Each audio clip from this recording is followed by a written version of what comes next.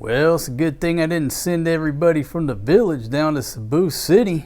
My goodness, looked like they would have got flooded out. Folks, I can't win for losing. I got bad luck. I guess it's bad luck. Or is it good luck? Alright, I just did a video talking about the Typhoon Tino that just came through. The way the original track looked, it looked like it was going to go just south of Fatima's village, and obviously the tracks aren't exactly accurate, but it wound up going a little bit further south. It looks like it flooded out Cebu City. You can see cars floating down the street, shipping containers floating down the street. Hey, free delivery. People up on roofs, they got flooded out.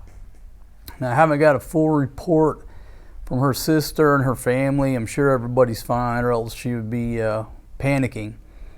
And you fine viewers out there, if y'all watch what's going on down there, you probably know better than me. But anyhow, so the typhoon came through, flooded out a bunch of folks. Looks like there was a landslide onto one of the roads down there, Northern Cebu. Just a mess as usual. But then I turn on the old laptop, the old YouTube this morning. Boom, looks like another one is coming this way towards Luzon. They say it may develop into a super typhoon. And then I saw another headline that said Tino was the 20th typhoon to hit this year, this season. So this next one will be 21 unless the article was way off. I didn't fact check that. But let's go with that number. Upcoming 21. It's going to hit Luzon, maybe north of here. We'll probably get a ton of rain off of that one. But for Tino, I don't know if we got anything. Maybe a sprinkling of rain. Probably not even related to that. I don't know. But anyhow, just everyday life. Everyday life. So the conversation was talking about our evacuation plan when we lived down there, in the very northern tip of Cebu. And Cebu's shaped like a big cigar. It's just a big peninsula, right? We lived up on the tip, water all around, land in one direction. So our plan was to evacuate to Cebu City and ride it out. Now look, I'm not going to pick a hotel that's in a flood zone. If I go down there, I'm going to pick one on high ground. I'm not going to be subject to flooding. Why? Well, I spent some time in Houston as a kid, and I saw the flooding down there in Texas. Same deal, hurricane, whatever, flash floods. Next thing you know, the houses are underwater. I mean, it can happen just like that, just like we saw recently in the floods over there on the Guadalupe River outside of San Antonio. Used to go there too as a kid. So the natural disasters here, it's just a way of life. That's what I've talked about. But as far as we know, everybody in her family's okay. Flo's little chateau over there, her little lower 40, it floods because it's right next to like a sort of a lake or a flooded area. I never figured out if that was a permanent lake or just most of the time flooded. But I told her, hey, put your roosters on high ground or you can have some drowned roosters like last time. So we've been blessed. My heart goes out to everybody in those affected areas, but up here in a good old Angeles City, we've been blessed. And I got Jesus right here looking at me on the wall here. We've been blessed that we moved up this way. Was it a sign from God? Told me, hey, move my crew out of the danger zone? I don't know, folks. But we were just talking today, and Fatima saw a video, and that's probably AI. I didn't see it. But she said that the flooding was so bad, and she saw a little video clip, said the flooding was so bad in Cebu City that even the snakes were evacuating. And they had a picture of a big old snake swimming in the water and climbing up on the roof with a rooster. I said, well, if the rooster wasn't there, maybe 50-50. But there's a rooster on the roof and the snake is evacuating. Come on, it's got to be AI. Got to be fake news. But anyhow, I said, hey, you want to move back down there? I think she's getting to the point she don't want to go back down there. There's just been so much chaos going on. She did talk to her brother. Her brother was somewhere near, I think, Cebu City. And I said, did his house flood? Or I think he's south. There's one brother that's south of Cebu City, and maybe I'm way off, but she said, well, he was at the house, so obviously the house isn't flooded. Well, that's good. Anyhow, it keeps her nerves. The thing about it, you know how Filipinos are with their families, right? They worry about every single member of their family, every little issue, every little problem. It gets stressful and it gets old, because anytime somebody in her family has a problem, she gets stressed out. Most of the time it's over money. That's just the way it is. And they're looking at her to send some money to fix the problem. Now, luckily, thanks to old single dad playing a game of chess, they're looking at Flo. They're not looking at us anymore. We're off the X. We're out of the area. Flo's down there doing God's work. She took over. Thank you very much, Flo. She's down there taking care of everybody. But folks, those are just my quick thoughts. What I was doing this morning, I was playing around with some settings on this FX3, trying to get the lighting indoors a little bit better. Because with the rain, if you have rain, I can't go sit outside, messes up my audio. Sometimes I just got to set the camera up inside, got nice air conditioning, and just start talking to you fine folks out there. So that's what I was doing. I was initially just playing with my camera. And I said, you know what, let me talk about that. About them folks down there in Cebu, and not just Cebu, folks, other places. Just getting flooded out. And you know what, I felt sorry for this one elderly lady. And these are just some of the hardships here. She was at an evacuation center, and she made the statement, she said, yeah, our house is flooded and it's underwater, but it's okay, it's concrete. Once the water goes down, we can go home. And I just felt sorry for the lady.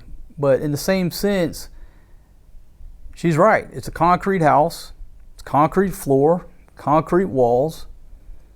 Nobody's got carpet here. They don't have carpet where if the house floods this much, you got to rip out the carpet before it starts smelling like mildew and growing mold. Ain't nobody got carpet here.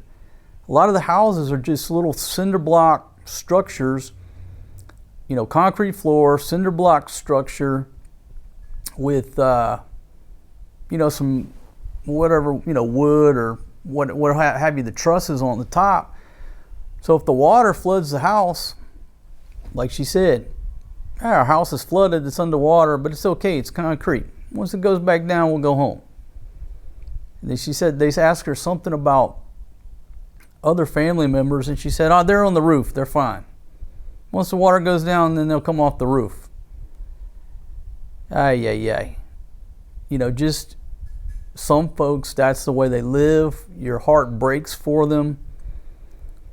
We've lived several places where when it come a good hard rain, the folks' little houses would flood. I'm talking 2-3 feet of water in there, and they just wait it out. They just wait it out till the water goes down, sweep everything out. And that's just a way of life, but it happens frequently in a lot of these areas. They're just in low-lying areas. There's no, I better not start talking about the flood control projects. I get into politics, might get myself into trouble. But the point is, it floods on a routine basis. People deal with this. Some places, a lot of places in Thailand too. Same deal. Comes a flood, you deal with water inside your business or your house, and you just wait till the water subside. Sweep it out, continue operations. What a way to live. But the point of all this too is if you go to buy a place or you're going to buy some land or rent a place long term, what have you, first thing this guy thinks about is what? I'm looking around, and I've said this many times, but people don't listen. I'm looking around to see the drainage, how the water drains, how the land lays, is it in a low spot, what the local sewer system looks like. Folks, I don't want to deal with flooding in my house. Okay, I don't want to deal with that. And I've stayed in some places where on the ground floor, I think I did a video about this, never stay on the ground floor during the rainy season. You stay in a ground floor apartment or hotel room in the rainy season, even if it doesn't flood, like a lot of times the drains, some of these cheap places I've stayed at, the drains would just start bubbling up water and flood the damn CR at least. So if you stay on at least the second deck, you don't deal with that. Just bear that in mind. I mean, you know, second floor, a little bit safer all around, security, but if it's the rainy season, don't get a ground floor room. The drains might back up. I learned that the hard way. So there you go. Supposedly a super typhoon headed this way towards Luzon, or maybe it's not a super typhoon yet. It's just the headlines say it could develop into a super typhoon. And folks, the way these things change, by the time I get this edited and uploaded, everything changes, right? Storms don't wait for me to upload videos. They just go at their own pace and their own track. You said it was going to go here at this time. Well, that was hours before I got this video uploaded. That's my quick talk, folks. Excited about today's events. Big Pumpkin's over at the school doing her chismes with the ladies. That's like her yard leave every morning. She gets 3 hours of pure, non-stop chismes with the beautiful ladies over there. I get some peace and quiet. It works out pretty well. But I got to get off here. She left her coffee at home. I feel sorry for the old girl. Because we take her a little lawn chair. She sits over there with a lawn chair. She's got her cell phone. They share food. They're eating food, having a good time, you know, doing what Filipinos do. But this morning she forgot to bring her coffee. And I was going to come back, straight back, get her coffee. And I said, nah, let me mess around, enjoy my peace and quiet. I'll just go up there a little bit early and take her some coffee. Why? Because I'm the best husband in the Philippines. #1, got it locked down. Matter of fact, #1 husband in the entire world. Todo del mundo. Got Father of the Year locked down too. So don't even think about trying it. I got both them awards locked down because I do little things like that. She knows she's lucky to be with me. She knows it. She's not going to admit it, but she knows it. So anyhow, I got to go make her some hot coffee. Even got these little disposable cups with the lids, you know, no little things so you don't burn your hand. Looked like it came straight out of Starbucks. And you know what I'm going to do? I'm going to take a marker and write her name on there with a little heart, you know, like I got it at Starbucks. Maybe I find a sack to put it in.